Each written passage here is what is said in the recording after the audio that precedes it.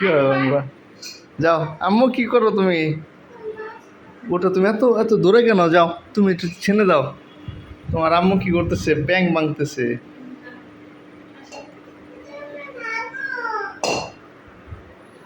ও মা গো!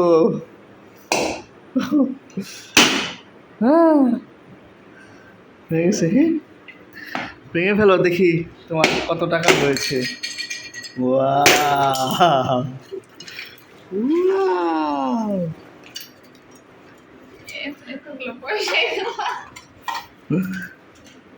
তুবা, এতগুলা পয়সা রেখেছো?